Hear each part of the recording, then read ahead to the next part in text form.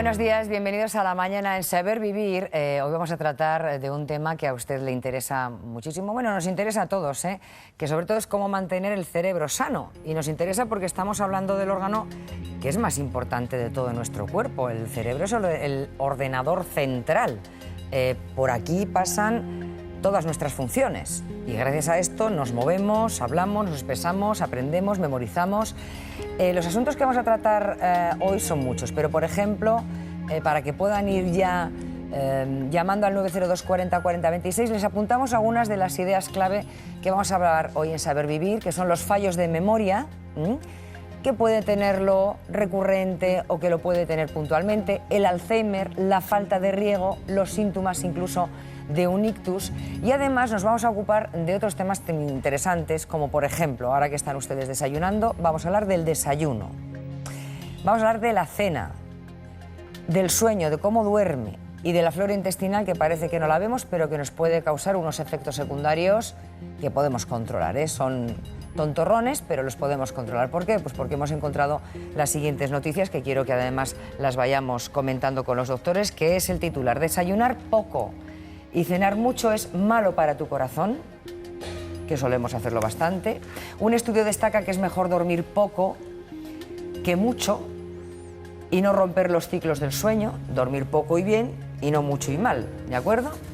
Otro: pasar mucho tiempo sentados nos hace envejecer más deprisa, y aquí está lo de la flora intestinal, que puede ser la causa oculta del exceso de peso. Pero bueno, vamos a mantener hoy, luego vamos con los doctores. Doctor Zarco, buenos días. Buenos días, Marilo. Doctor Abellón, ¿qué tal? Buenos días, muy bien, gracias. Bueno, pues damos la bienvenida también al doctor Adolfo Jiménez Huete, que es el neurólogo del Hospital Ruber Internacional de Madrid y además es miembro de la Sociedad Española de Neurología y profesor del Instituto Superior de Estudios Psicológicos.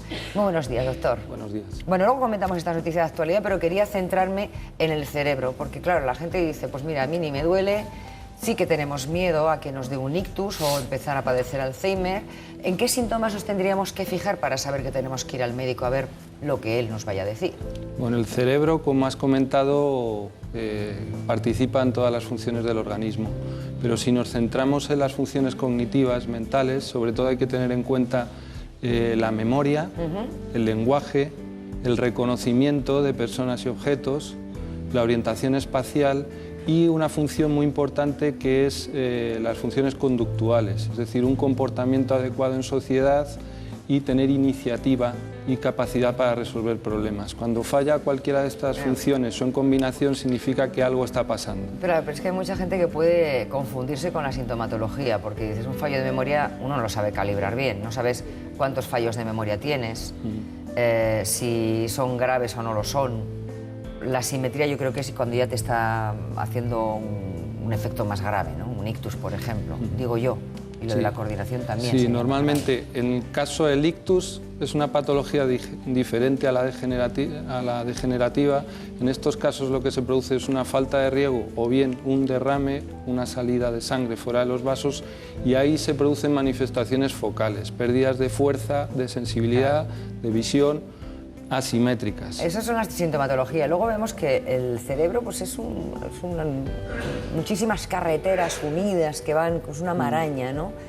Dentro del cerebro, ¿cómo se transforma esa red neurológica una vez de que ya tienes alguno de esos síntomas? Bueno, el cerebro tiene una serie de zonas que tienen diferentes funciones. El director principal del cerebro es el lóbulo frontal, que es el responsable de la función ejecutiva, que es la capacidad de iniciar actividades y resolver problemas. Y luego el resto de áreas del cerebro participan en lenguaje, reconocimiento, visión, movimiento, etc.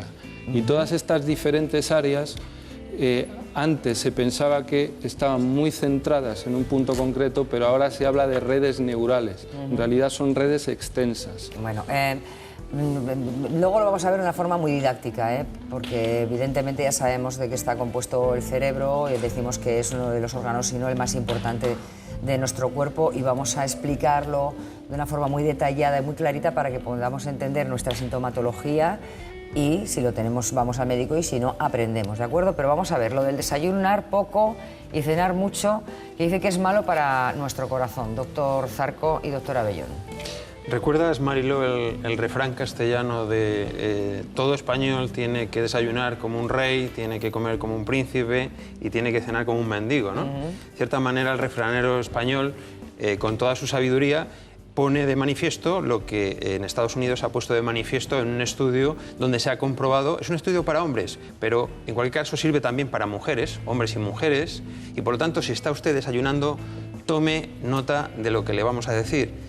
El desayuno es muy importante y se ha demostrado que cuando se desayuna de manera importante, equilibrada, metiendo sus proteínas, sus lácteos, es decir, todos los consejos dietéticos que nosotros le damos para un desayuno bien hecho, reduce el riesgo cardiovascular, a veces hasta en un 27%, es decir, disminuye un 27% el riesgo de tener un evento cardiovascular. Y además, si se cena poquito por la noche, el riesgo cardiovascular disminuye en un 55%, con lo cual este estudio pone de manifiesto lo que el refranero español durante siglos ha estado diciendo, que hay que desayunar bien y cenar poquito. Sí, hay mucha gente que no tiene ganas de desayunar cuando se levanta, tarda mucho en abrir apetito. O sea, muchas veces no se tiene ganas de desayunar porque se ha hecho una cena muy copiosa. Es decir, si hemos cenado mucho, pues claro, el organismo, aunque estemos durmiendo y está digiriendo, nos levantamos con menos hambre. También por falta de tiempo. Es decir, nos levantamos con la hora pegada, tenemos 5 minutos para desayunar y entonces al final desayunamos poco y cuando llegamos a casa y nos relajamos por la noche es cuando cenamos. Y eso es lo que estamos repitiendo constantemente aquí, que no hay que hacer. ¿En qué tiene que consistir un buen desayuno? Sí. Ya lo ha apuntado el doctor Zarco, pero vamos a verlo en raciones. Siempre tiene que tener proteína y muchas veces lo único que tomamos es a lo mejor un café y un bollo o un café y un poquito de pan y ahí no tenemos absolutamente nada de proteína. La mejor proteína, y siempre lo hemos dicho, es el huevo y muchas veces yo lo que tengo aquí, que a lo mejor a los mañaneros les puede parecer zumo de limón, pero no es zumo de limón, son claras de huevo pasteurizadas. Con ellas podemos hacer, por ejemplo, un revuelto y es muy buena fuente de proteína con muy poquita grasa. Si a esta proteína lo acompañamos de pan, yo tengo aquí pan integral, pero podrían ser también cereales integrales. O si no queremos estar haciendo constantemente claras de huevo, pues podríamos poner lácteo, queso fresco desnatado, o por ejemplo jamón de york y una pieza de fruta. Aunque esto puede parecer mucho, si se acostumbran a desayunar de esta manera, les aseguro que en breve tiempo no podrán pasar sin un buen desayuno, porque el organismo lo agradece y los factores de riesgo cardiovascular disminuyen. ¿Y por qué afecta tanto la hora de ingesta con el corazón? ¿Julio? La hora de ingesta con el corazón. Sí, padecer una enfermedad coronaria, claro, por cambiar, por ejemplo, el desayuno, hacerlo pequeñito y la cena grande. Sí, bueno, es importante porque el riesgo cardiovascular, que significa tener angina de pecho o bien infarto, está condicionado fundamentalmente por placas de grasa que se acumulan en las arterias y fundamentalmente en las arterias coronarias. Es muy importante que el desayuno sea bien hecho, como está comentando Ana, porque vamos a tener por delante muchas horas del día donde vamos a tener un consumo energético importante. Por la noche pasamos a la fase de dormición, de sueño, y por lo tanto nuestro gasto calórico es mucho menor. Eso tiene que ver con una noticia que vamos a dar también sobre el tema de la importancia del sueño y la cena ligera facilita lógicamente un buen sueño, una buena entrada en un sueño. Vale, pues entonces vamos a decir este estudio que nos ha llamado la atención, que dice, un estudio destaca que es mejor dormir poco que mucho y no romper los ciclos del sueño. O sea, es mejor dormir poco y bien, exacto, que mucho y a trocitos y mal, ¿no? Exacto. Es un poco desterrar el mito de las 8 horas. Existe como la clásica recomendación de que hay que dormir 8 horas y esto no es cierto. Cada uno tiene que dormir lo que para cada uno sea un sueño reparador. ¿Y qué es un sueño reparador? ¿Qué es un sueño reparador? Pues un sueño reparador es aquel sueño que cuando tú te despiertas estás fresco, estás vital, estás despejado, tienes la cabeza despejada, puedes abordar todas tus tareas con optimismo, con jovialidad y con energía. Eso lo tratamos de tener todo el mundo, sobre todo cuando comenzamos aquí, ¿no? Todas las mañanas. Y todos ustedes también lo tienen que tener. El sueño, hay que decir que, en contra de lo que se piensa, no es un sueño continuo. El sueño está estructurado en ciclos pequeñitos. Cada ciclo, cada noche, hay en torno a entre 4 y 6 ciclos. Cada ciclo son aproximadamente 90 minutos. Un ciclo consiste en que el cerebro produce una serie de ondas cerebrales, se segregan una serie de sustancias en el organismo, que son muy importantes para la reparación del cuerpo, y también se sueña. Pues ¿qué es lo que estamos viendo con este estudio? Con este estudio lo que estamos viendo es que no es importante dormir mucho, sino mantener ciclos de sueño para que todo este ciclo completo se pueda llevar a cabo. Y se ha demostrado que cada 3 horas, cada 4 horas y media o cada 6 horas y media se completa un ciclo totalmente de estos que estamos hablando. Y por lo tanto, el sueño es reparador. Por claro, hablábamos muchas veces para conciliar bien el sueño, nos han hablado muchísimas veces los doctores que tiene que tener la habitación higiene, una limpieza, que esté limpita, ¿no?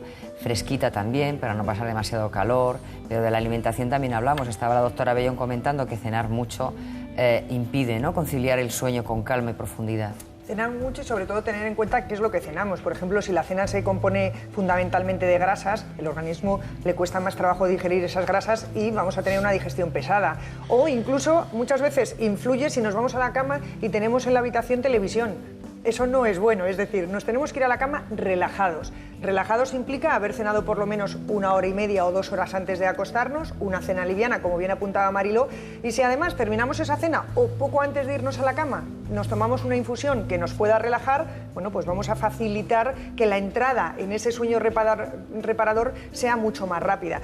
Esa infusión, ¿cuál puede ser? Bueno, pues puede ser cualquiera de las que yo tengo aquí por separado, o muchas veces las podemos mezclar entre ellas y, bueno, y hacen un efecto sinérgico, es decir, se potencian unas a otras. Tenemos, por ejemplo, la valeriana, que es una de los mejores inductores del sueño, sobre todo si estamos nerviosos. Pero también tenemos, por ejemplo, la manzanilla, tendríamos melisa, pasiflora, lavanda. Cualquiera de las 5 son relajantes y, bueno, pues pueden hacer, insisto, que lleguemos a la cama con un estado, bueno, pues de calma, y de esa forma induzcamos el sueño y entremos rápidamente en esa fase REM que apuntaba Julio. Luego es verdad, doctor Jiménez Huete, que cuando una persona duerme mal, cuando dormimos mal, siempre decimos que nos concentramos con mayor dificultad, que nos afecta mucho al cerebro, ¿no?, el dormir mal. Sí, efectivamente, durante el sueño hay diferentes teorías, pero parece que es importante para consolidar las memorias y también para practicar actividades de la vida diaria. Por ejemplo, en gatos, a nivel experimental, produciéndoles una lesión en ciertos núcleos del cerebro, durante la fase de sueño en las que deberían estar relajados, gatitos simulaban maniobras de ataque. Entonces, durante la fase de sueño estaban como practicando la... Claro. Bueno, de hecho se dice muchas veces que estudias mientras duermes. Hay quien hace lectura de textos antes de acostarse y por la noche estás relajado, pero que como el cerebro como que te va estudiando, ¿no? Sí, o va haciendo un estudio y te levantas al día siguiente prácticamente con la lección aprendida. Esto se lo podrían adjudicar los universitarios, pero creo que no es suficiente. Pero bueno, ¿es verdad eso, de que el cerebro hace un trabajo favorable a la hora de retener algún contenido antes de dormir? Sí, de hecho, un poco en la línea de las noticias previas, pues los ciclos de sueño-vigilia están muy implicados en temas hormonales y en temas de reparación y regeneración. A ver, que nos tenemos que mover del sofá, ¿vale? Que nos quedamos mucho. Pasar mucho tiempo sentados nos hace envejecer más deprisa. Chicos, tampoco es necesidad de envejecer por envejecer, ¿no?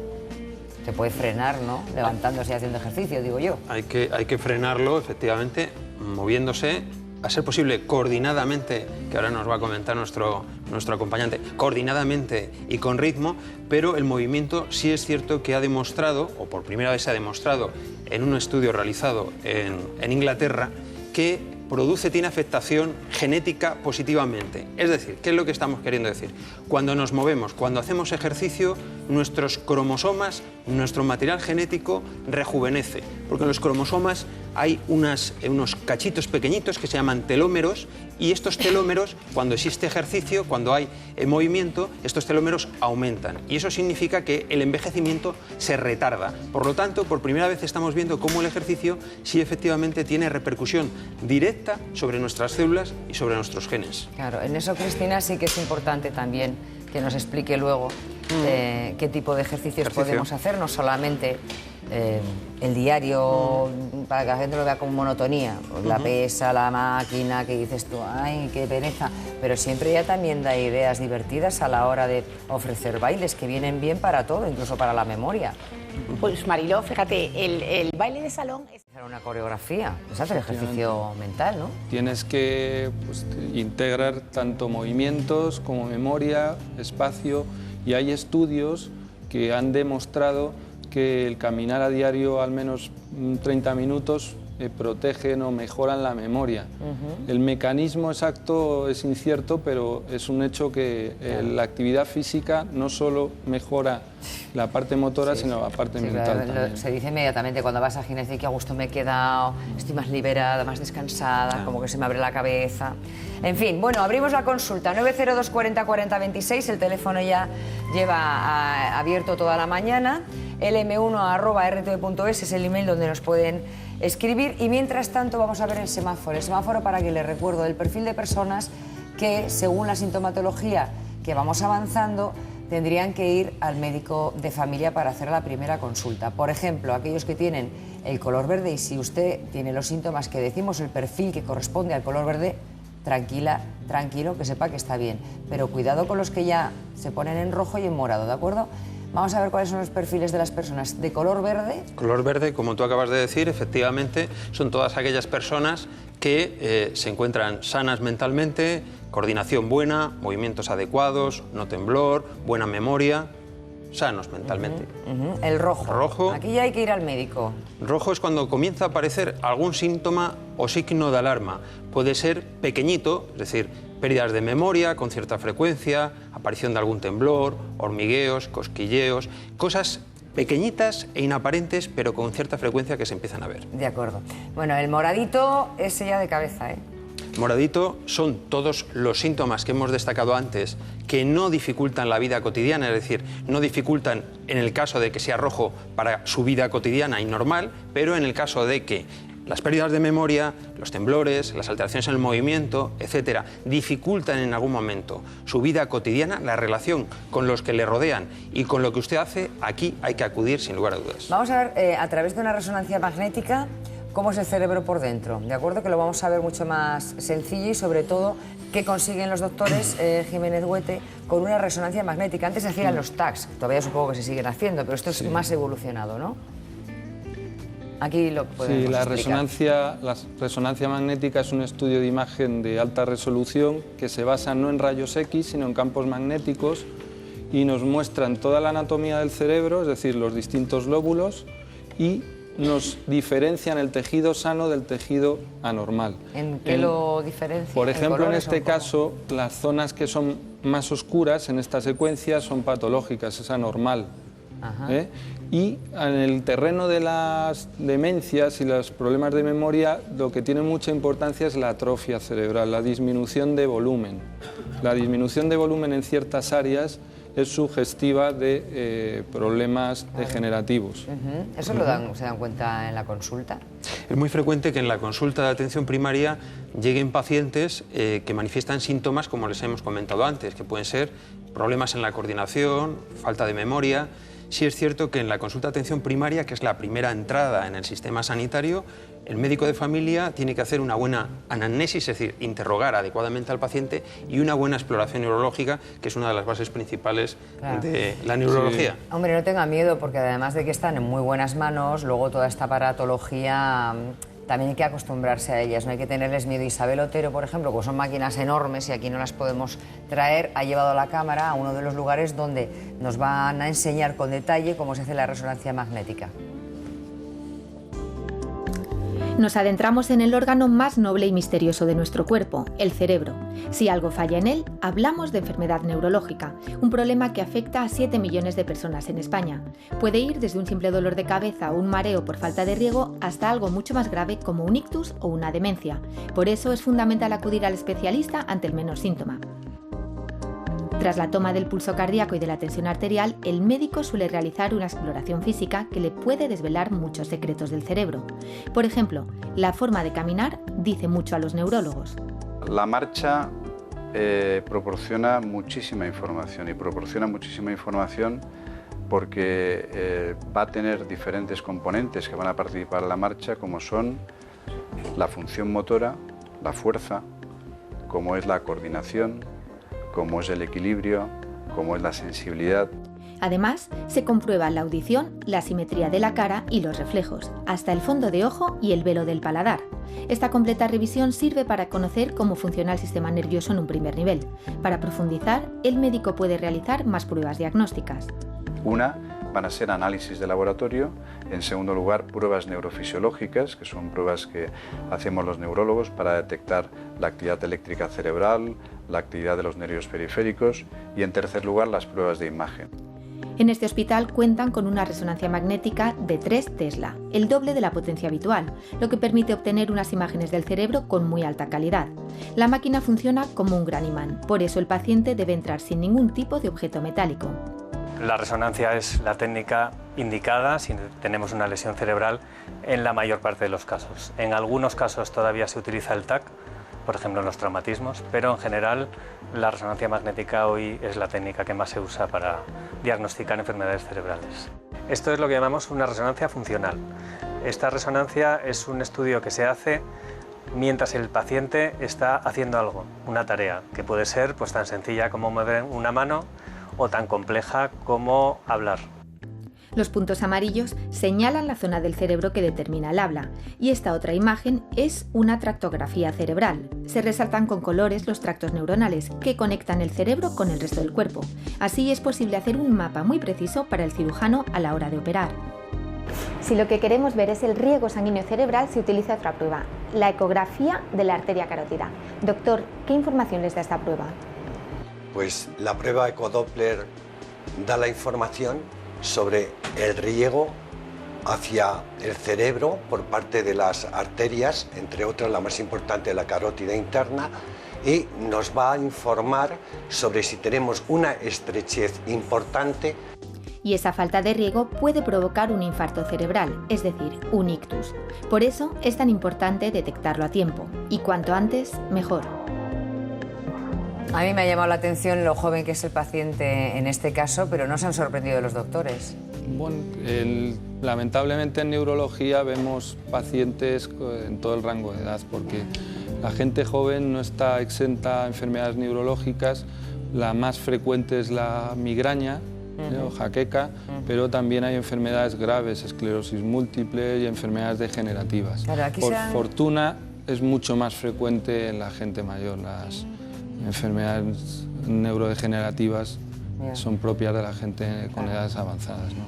Cuando estábamos antes hablando con el doctor Zarco, que le decía yo, los médicos de atención primaria lo que hacen es ver sobre todo la simetría, pero eso también ustedes lo estudian mucho, ¿no? Coordinación, simetría. Sí. En el ictus nosotros hemos dicho muchísimas veces, ¿no? El hormigueo de los brazos, que la boquita la tengas recta a la hora de sonreír, simétrica a la hora de sonreír. Son síntomas que pueden ver en casa si alguien le está dando un ictus. Sí, el ictus lo característico es el inicio brusco de los síntomas. Frente a las enfermedades degenerativas que son de curso muy prolongado de años, en el ictus los síntomas suelen iniciarse de golpe o en pocos minutos, eso es lo habitual. Y lo habitual es que haya manifestaciones focales, decimos, que no es una alteración general, sino en una parte del cuerpo. Y puede ser tanto la visión, la sensibilidad, el movimiento, claro, y puede afectar cara o extremidades. Y por ejemplo al chaval, que ahora le están haciendo esas pruebas que ya no son con máquinas, simplemente ¿qué hacen? ¿Una coordinación de movimientos o qué le están mirando? Claro, lo que hacemos en neurología, lo más importante es la valoración clínica y es recoger los síntomas del paciente, que son las manifestaciones subjetivas, y poner en marcha el sistema nervioso para ver si funciona mal alguna parte. Vale. Y esas partes pues incluyen los pares craneales, las extremidades y la sensibilidad, el movimiento, etc. Hablamos de la flora intestinal y no estoy hablando de las... Efectivamente, estamos hablando del cerebro, ese órgano central, y detectar los síntomas a tiempo que pueden generar un mal funcionamiento de ese cerebro. Estamos hablando de riego cerebral, estamos hablando de ictus y vamos a hablar de ictus. Y un tema muy importante, la pérdida de memoria y lo que conlleva a veces la pérdida de memoria. También vamos a hablar de demencia y de Alzheimer. Todo esto con el invitado que tenemos hoy con nosotros. Bueno, pues el doctor Jiménez Huete. Ahora permítame, porque vamos a hablar de la flora intestinal. La flora intestinal resulta que puede confundir de alguna manera al resto de la humanidad y que sea la generadora de un sobrepeso. Con lo cual vamos a ver cómo mantener bien la flora intestinal para que encima no nos engorde. Que eso sí que es un cerebro sano. Recordamos las cifras que ustedes más potencia, ¿no?, que tengamos nosotros. Sí, el cerebro es muy sensible a los factores de riesgo vascular y hay factores no modificables, que son la edad y la constitución genética, pero hay unos factores modificables. ¿Cuál es la cifra de tensión arterial? Lo principal es la tensión arterial, lo normal es hasta 13, 14, 8, se considera lo normal. Luego el colesterol, luego la diabetes, o sea, la hiperglucemia y luego, muy importante, no fumar. Esos elementos son los principales factores de riesgo. Entonces aquí tenemos cifras que debemos controlar. Tensión arterial 13,5 ha dicho, ¿no? Como hasta 13,8 es estrictamente lo normal. Esto van bajando las cifras. O sea, a partir de 14 nos preocupamos. A partir de 14 ya tenemos que tener. ¿De la glucosa de cuánto estamos hablando? La glucosa, el criterio de diabetes es 126 en ayunas, pero ya a partir de 90 o 100 en ayunas ya hay que tener en cuenta. Estamos hablando de todo esto que puede afectar al cerebro, poquito a poco. El colesterol también. Igual. Tiene su sentido. ¿Y el peso? El peso es un factor independiente de riesgo de problemas cardiovasculares, pero también influye mucho en los otros factores que hemos dicho. Y todos estos factores los controlan fundamentalmente los médicos de atención primaria, que en nuestro país tenemos la suerte de tener un buen sistema que nos permite reducir de forma muy significativa el riesgo de problemas cardiovasculares. Eso es un gran freno ahí, Sí, efectivamente. Hay que decirle a todo el mundo que nos está escuchando que cada cifra, cada persona tiene, digamos, una individualidad, se ajustan las cifras en función de muchos parámetros, pero como ha comentado mi compañero, es muy importante vigilar un peso que sea correcto, con un índice de masa corporal, que es la relación entre talla y peso, que sea adecuada, no superior a 25 en esa relación, efectivamente con una glucemia, con un azúcar que no sea superior a 110, por ponerle una cifra que tengan de referencia, con un colesterol que todo lo que sea de 200 para abajo es bueno, todo lo que sea de 200 para arriba vamos a tomárnoslo con complicación, y desde luego una tensión arterial que sí es preferible que sea de 13 o de 12, 8 para abajo, mejor. María Antonia, buenos días. Hola Marilo, buenos días. ¿Cómo está usted? ¿Usted controla sus cifras de la tensión, la glucosa, el colesterol, el peso? ¿Se las sabe? Trato, sí. La tensión me la tengo que tomar porque, bueno, mi consulta, creo que ya me han contestado a todo. Ah, mira qué bien, qué alegría.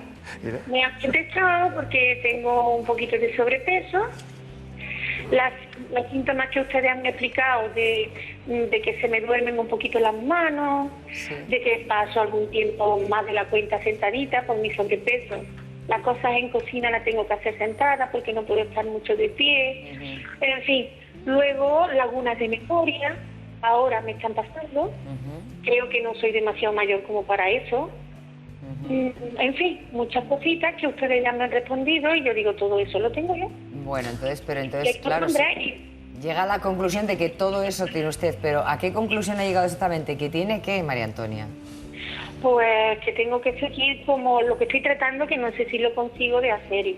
Perder peso, moverme más, que me cuesta muchísimo. Bueno, luego vamos a hacer una cosa, María Antonia. Escuchar a los doctores, escuchar a ti, escuchar a Ana. Claro, pero ahora, María Antonia, le voy a poner con los doctores porque ahora eso, bueno, para que no se vaya a casa con un autodiagnóstico así, es verdad que se lleva unos buenos mensajes y unas buenas recomendaciones, pero ya que está hablando con el doctor Jiménez Hueto y con el doctor Zarco y la doctora Bellón, que ellos le pregunten lo que tenga que saberse de la María Antonia para que le digan eso. Tiene que cocinar sentada, tiene pérdida de memoria, tiene un poquito de sobrepeso.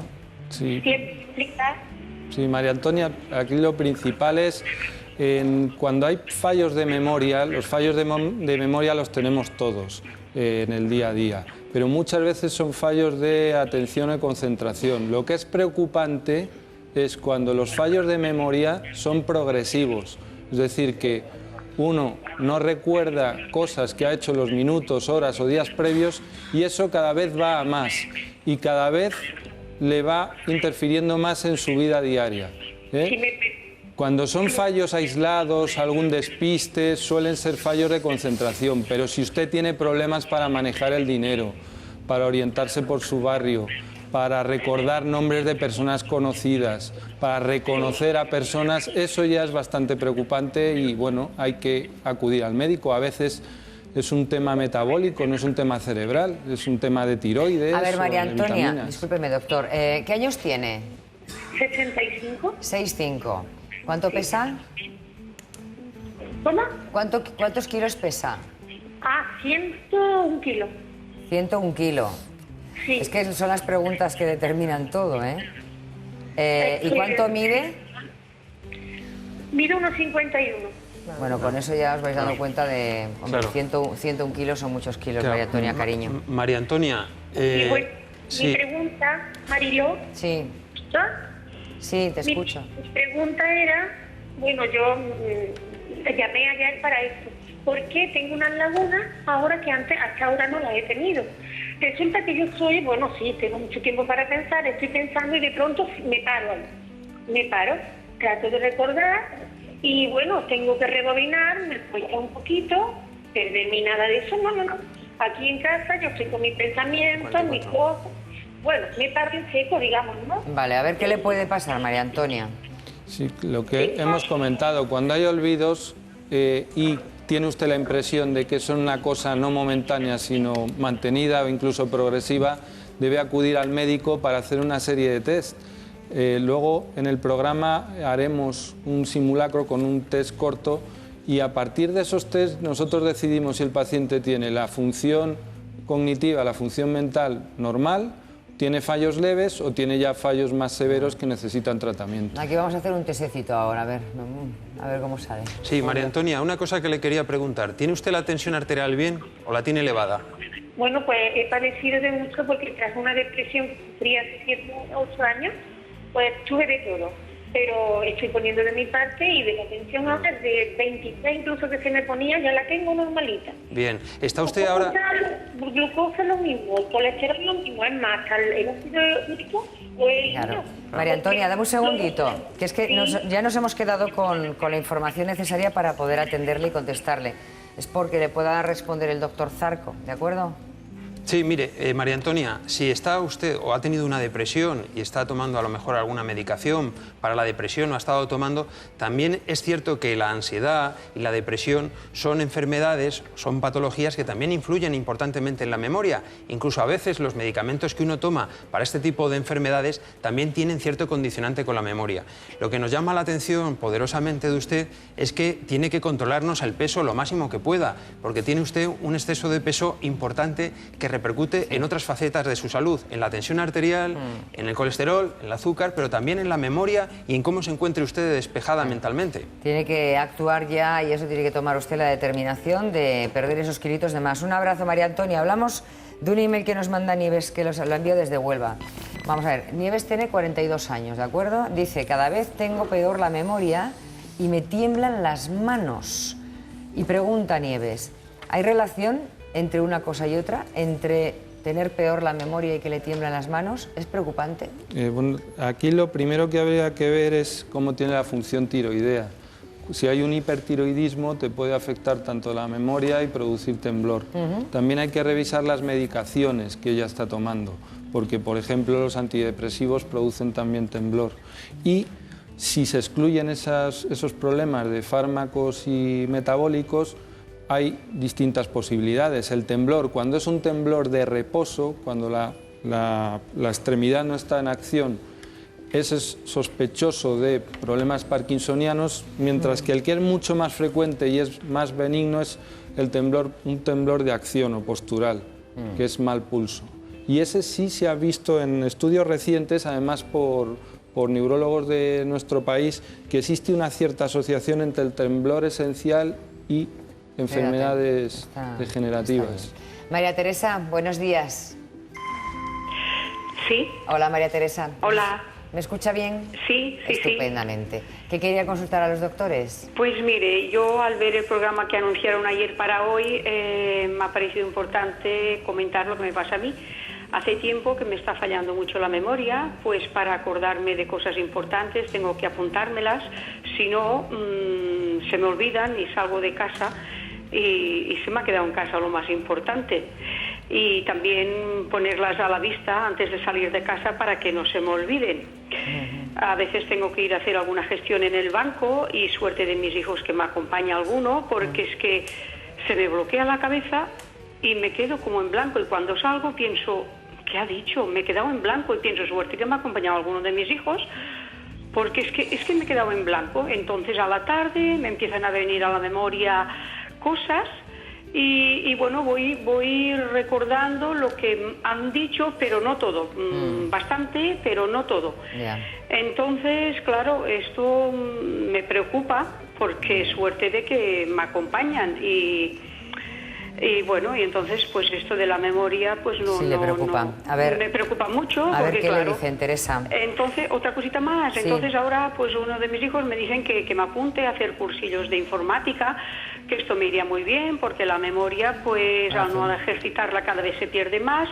Pero mire, yo no les digo nada, pero yo creo que no estoy en condiciones con lo que me está pasando en la memoria para hacer cursillos, porque pienso que lo que me vayan a decir voy a llegar en mi casa luego y no me voy a acordar de nada. Bueno, vamos a ver con la sintomatología que le dicen los doctores.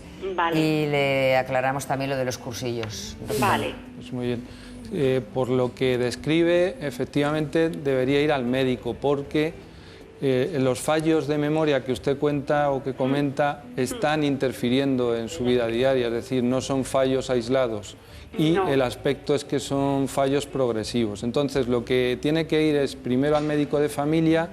Ahí normalmente se hace una analítica con vitamina B12 y hormonas tiroideas y se hacen unos test de cribado, unos test sencillos.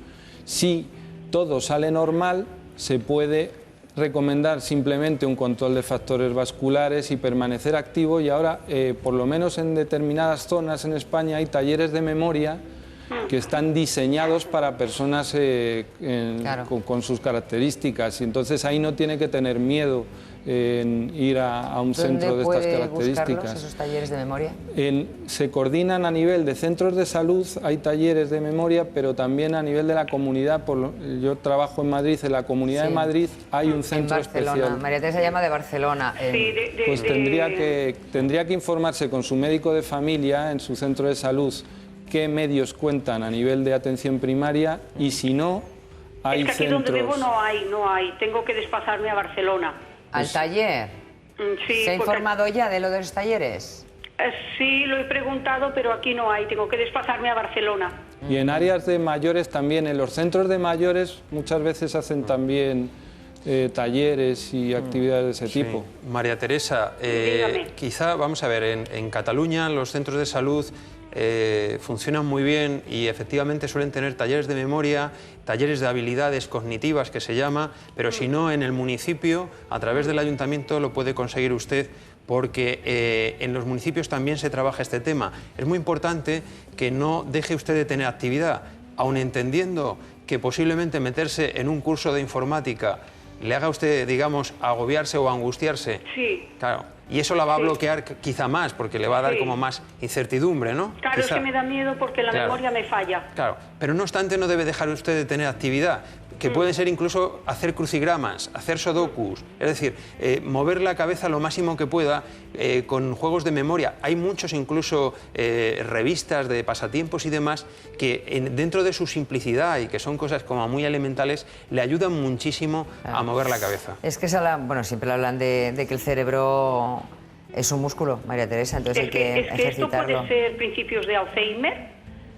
Si me pregunta, ¿puede ser? Pues puede ser, pero habría que hacer toda una serie de estudios para valorar si esta es la situación. Como comentamos en el semáforo, si son fallos sin repercusión les damos poca importancia, pero si ya hay una cierta repercusión, desde luego en su caso sí me parece indicado hacer tanto análisis, test neuropsicológicos y probablemente habría que hacer algún estudio de imagen, o sea, pues sí que estaría indicado que acudiera. María Teresa, dígale a sus hijos que le lleven ya el médico de atención primaria para que le derive al neurólogo y empiece a hacerse las pruebicas, ¿de acuerdo? Bueno, pues le deseamos mucha suerte. María Ángeles, buenos días. Buenos días. ¿Cómo está María Ángeles? Mire, bien, gracias a Dios. Yo me alegro mucho de eso. ¿Qué quería consultar con los doctores? Mire, a veces me cuesta recordar los nombres. quiero decir un nombre y no me sale. Pero solo lo los recuerdo más nombres. tarde. ¿Solo los nombres? Voy a la despensa, llego y me pregunto, ¿a qué vengo? Ah. Luego, a veces lo recuerdo o tengo que volver a la cocina y entonces me doy cuenta de lo que quería hacer. Yo quería preguntar si hay algún ejercicio para no perder más la memoria. A ver. Sí, pues lo que comenta usted, la dificultad para recordar nombres, se llama disnomia y también a partir de cierta edad, como tenemos un archivo tan grande de nombres, es muy frecuente el fenómeno de la punta de la lengua. Sabemos lo que queremos decir, sabemos las características de la persona, pero nos cuesta encontrar el nombre. Si es un problema aislado, de nuevo, poca importancia, pero si es algo progresivo hay que tenerlo en cuenta. Los fallos que comenta usted del que me olvido cuando voy a la nevera, esos suelen ser no fallos de memoria, más fallos de atención o concentración. Estoy con la cabeza pensando en otro lado. Y lo que sí que hay que hacer, estando tanto sano como con enfermedades, hay que permanecer con el cerebro activo. Y para ello hay que leer, hay que escribir, hay que calcular, hay que resolver problemas y hay que conversar. Y incluso hay que discutir. La discusión es una actividad que es bastante estimulante para el cerebro. Se ha visto que estimula mucho más. Ya estamos autorizados por un médico. Estimula mucho más que una actividad rutinaria. Ahora todo el mundo de bronca. Pues sí. ¿Qué, Adolfo? Bueno, esto es una irresponsabilidad, lo que has dicho. Hay que poner límites, ¿no? Hay que poner límites. Sin violencia, pero los argumentos... Es una broma. María Ángeles, un beso. Vamos a hacer un test ahora. Muy bien, gracias. Bueno, hay muchos test que hacen ustedes. Sí. Vamos a hacer algún ejemplo que sea sencillo que vean en casa para que no se asusten, que todas estas personas que tienen que acudir al médico sepan que son cosas sencillicas, que son como juegos prácticamente, ¿no? Sí, hacemos test de cribado que son muy sencillos y cortos para intentar detectar pacientes que tienen algún problema y luego hay ya test neuropsicológicos extensos que pueden a veces demorarse 2 o 3 horas, incluso pidiéndole al paciente que venga en días diferentes, pero hay unos test muy sencillos que se pueden hacer casi prácticamente en casa y luego se hacen tanto a nivel de atención primaria como neurología y geriatría. Pues cogemos ideas, lo que veamos aquí que nos hace el doctor, lo intentamos hacer en casa, ¿eh? Vamos a hacer un test muy sencillo, que es un test de retención de memoria reciente. Vamos a dar unas informaciones y vamos a pedirte que las retengas. Y al cabo de unos minutos, metiendo entre medias una tarea de distracción, te vamos a pedir que lo recuerdes. Vale. Y ahí lo que vamos es a probar la memoria. Okay. Entonces, bueno, en esta lámina, Marilo, verás aquí 4 dibujos. ¿Cuál de ellos es un medio de transporte? El tren. Vale. ¿Cuál es un instrumento musical? La guitarra. ¿Cuál es la fruta? El plátano. ¿Y cuál es el utensilio de aseo? El peine. Vale. Y entonces ahora recuérdame cuál era el medio de transporte. El tren. ¿Cuál era el instrumento musical? La guitarra. ¿Cuál era la fruta? El plátano. ¿Y cuál es el utensilio de aseo? El peine. Vale.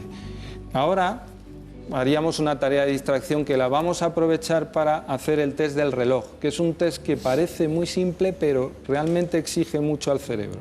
Que es, el test del reloj consiste simplemente a pedirle a la persona que, en primer lugar, dibuja, por favor, la esfera de un reloj con todos los números.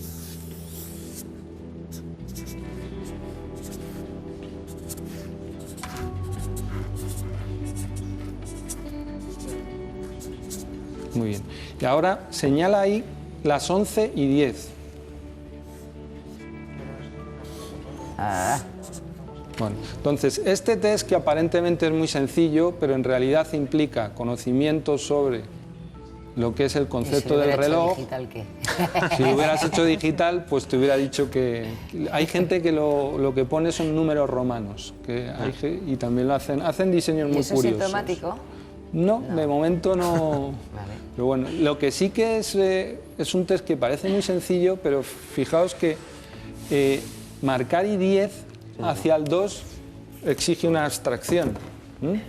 O sea que este test se ha utilizado de cribado y es muy útil como cribado, sobre todo en gente que no tiene un nivel educativo elevado. Porque la clave está en la hora, se puede poner, pero igual en el 10 y 20 y 15 y 35. Claro, es que fíjate que ahí has tenido que hacer el diseño del redondel, has tenido que poner los números y no al tuntún, has tenido que poner justo 12 y en ciertos sitios. Y luego, cuando te he pedido que marques la hora, has marcado correctamente la hora y los minutos, no donde te pediría el cuerpo, que es en el 10, en el 2. Y además porque tienes que estaba pendiente de la largura de la aguja para marcar la hora, y esta me tenía que salir más larga. Eso es. Todo esto se puntúa.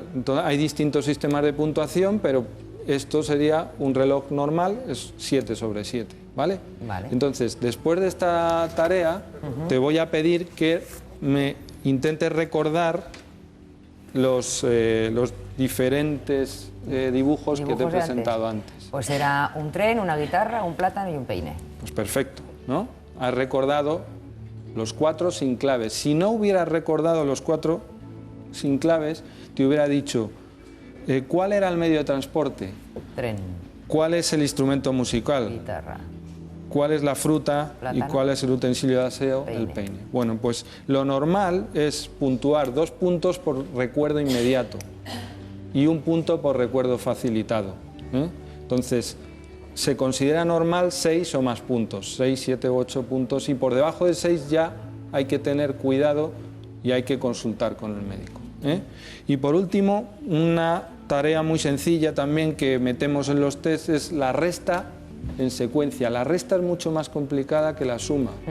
Y de nuevo, parece una tontería, pero exige mantener la atención. Entonces, si yo te digo, aquí tengo 30 euros, resta de 3 en 3 y me dices los que van quedando. De 30 para abajo, 27, 27, 24, 21, 18, sí, tienes que hacer un esfuerzo. Pues tienes que hacer un esfuerzo. Fíjate que es una tarea que parece muy sencilla, pero exige memoria de trabajo, la capacidad de mantener en la cabeza una información y manipularla. Claro. Entonces, con estos test y luego derivados mucho más complejos, pues nosotros valoramos cómo funciona la memoria, el lenguaje, etc. ¿no? ¿Ha visto las pruebas? Ay, sí, me estoy acordando. ¿De qué? El peine, la guitarra, Bien. el plátano. Bien. ¿Y lo otro qué era? Ay, por Dios, no quisiera fallar. Ay, señor. No se ponga Nada, nerviosa. mujer, Le va a dar la clave el doctor. Lo ha dicho muy rápido, y al decirlo muy rápido ya significa que Era un medio de transporte. El tren. Muy bien, fantástico. Bueno, pero esa reacción de Ana del apuro que tiene, ¿a qué se Ahí ya, si uno se pone nervioso, es decir, la memoria exige primero que haya registro, y el registro de la información te requiere que haya atención y concentración. Claro. Entonces, si tú estás nervioso con la cabeza en otro sitio, no tienes ya registro y no tienes memoria. Lo del relojito también podía hacerlo en casa, Ana. Eso digo yo, Marilo, ¿qué tengo que hacer yo? El reloj y los números.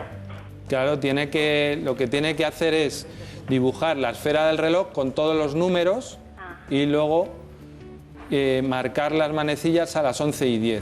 Hombre, este test está hecho para no haberlo visto ya antes, pero lo correcto es que vaya usted a su médico y le comente estos problemas, y él le hará unos test similares a estos o muy parecidos. Sí, ya, doctor, ya he ido.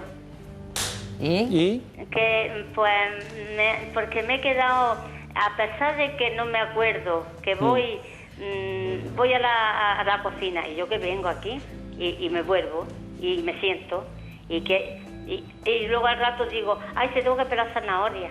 O sea, que tengo la memoria fatal. Pero yo creo que puede ser más atención-concentración, que está usted con la cabeza en otro sitio pensando varias cosas. Puede ser disgusto. Claro, es un poco lo que comentaba el doctor Zarco. La ansiedad, la depresión y los fármacos que se emplean para eso son causa frecuente de fallos de memoria. Sí, doctor, tengo muchos medicamentos. Pues muy probablemente, sobre todo los sedantes. Sí, tengo para la ansiedad, sí. Pues eso seguramente le está influyendo mucho, Tengo también, doctor, asmático, soy asmática. Esos ya interfieren menos, pero los de la ansiedad y el ánimo interfieren. Y doctor, ¿y la hipertensión también? ¿La? La tensión. La hipertensión influye en los problemas cardiovasculares y a nivel cerebral está uno con más riesgo de ictus y de problemas vasculares si no tiene la tensión bien controlada. Eso es el factor principal. Sí, Ana, una cosa que le iba a preguntar. Usted todas estas medicinas se las toma de manera regular y bien, entiendo. Y bien, sí, a mi hora. A sus horas, Sí, sí. Exacto. Ha dicho que es asmática también. Me imagino que tomará inhaladores Sí, y... tres tengo. Claro, lo digo porque también es importante que nosotros les señalemos cuando hay síntomas de alarma que acudan al médico. No toda pérdida de memoria de vez en cuando significa que se vaya a tener una patología, igual que aprovecho el caso suyo para decirle que muchos de los medicamentos para el asma y los inhaladores que se toman muchas veces producen temblor, un ligero temblor, para que no se asusten ustedes de que en muchas ocasiones ese temblor no significa que sea una enfermedad neurológica, sino que es producto muchas veces de las medicinas. ¿Quieres apuntar algo, Ana? Pues eso, que me dan muchos temblores, Ya. se me duermen mucho los brazos, las manos. No, Ana. Ana, ahora sí. ¿Cuál era el medio de transporte? El tren. ¿La fruta? El plátano. ¿Con qué el aparato para la higiene era, verdad, El personal? utensilio Sí. de así. ¿El utensilio para la higiene personal? El peine. ¿Y el instrumento musical? Anda. Sí. No creo que sí esto. La guitarra. Está usted fenómena, Ana. Está fenómena. Un besico, cariño. Venga, adiós, Hasta luego. Mariló, Hasta luego. que os veo todas las mañanas. Ay, Dios y te gracias oiga. a los doctores, que esto nos da vida. Ay, sí. De escuchar todos los consejos que da. Lo que Mariló, lo que dice la doctora Ana, que hay que desayunar, Sí, yo me lo como una merienda cena que hago. sí. Jamón yo, un poquito de queso blanco. Eso suena Pero bien. desayunado se ayuna con un poquito de pan con mantequilla y miel con leche. Muy poco. Pues no. Pero estoy bien. Pues procura cambiar el orden de lo que nos has contado, verás cómo te encuentras mejor. Te vamos a sugerir Lo una voy a probar, receta, lo voy a Ana. probar. Ahora, un besico. Venga, muchas gracias a todos. Otra receta que también, además, Sergio ha pensado en alimentos que sean buenos para el cerebro. Decíamos el omega 3, del que vamos a hablar, porque no arruga o evita tener el cerebro sin arrugas, ¿no? Que eso es muy importante también. Me imagino que a los pacientes les recomendarán a ustedes ciertos menús, ¿no? Bueno, más que menús, el menú es orientado sobre todo por los factores de riesgo vascular. A nivel cerebral, lo que sí se ha visto es que los omega 3, que son abundantes en los pescados, pues parece que sí que tienen un efecto beneficioso. Pero lo principal, por lo menos a fecha de hoy, es el control estricto de los factores de riesgo vascular, que se ha visto que influyen no solo en los ictus, sino también en patología degenerativa. Está bien. Bueno, pues vamos a hacer un poquito de gimnasia cerebral que hemos hecho a través de los ejercicios que nos ha hecho aquí el doctor Jiménez Huete, y luego también que lo ha comentado Cristina, que es verdad que muchas personas después de hacer ejercicio se sienten mucho mejor para concentrarse, por ejemplo, y mejorar la memoria. El doctor Jiménez Huete y el doctor Zarco y por supuesto la doctora Bellón saben que mucha gente mayor acude a centros y Es maravillosa, fíjate, y la gotita mala ya, venga, hacemos gimnasia. Bueno, página web donde pueden consultar la sintomatología que padecen y sobre todo también me imagino que encontrarán algunos de los test que hemos hecho en esas páginas que puedan recomendar, ¿no, Julio? Efectivamente, página web, en este caso de la Sociedad Española de Neurología, donde podrán encontrar, dirigido a ustedes, los síntomas de alarma, cuándo acudir al médico e incluso, como ha comentado mi compañero, test elementales para poder orientar más el diagnóstico. Por lo tanto, les recomiendo encarecidamente la página web de la Sociedad Española de Neurología. Vale, y el tema de mañana ya es respiratorio, ¿no? Ya nos toca, hemos hecho corazón, cerebro, ojos... Sí, en este caso el árbol de la vida, porque es el que transmite el oxígeno y el oxígeno para la vida es fundamental, y tener los bronquios y los pulmones sanos son fundamentales para toda la vida. Por lo tanto, vamos a ver desde los síntomas, que es la fatiga, la disnea, la tos, todos ustedes que sí sepan diferenciar lo que es una neumonía, lo que es una bronquitis, temas que son muy importantes, como digo, para que el oxígeno oxigene nuestra vida y seamos sanos. Claro, doctora Bellón, doctor Zarco, doctor Jiménez Huete, muchísimas gracias. Bueno, enseguida hablamos con Eva Casanova y vamos a la mesa de actualidad. Sigue la mañana.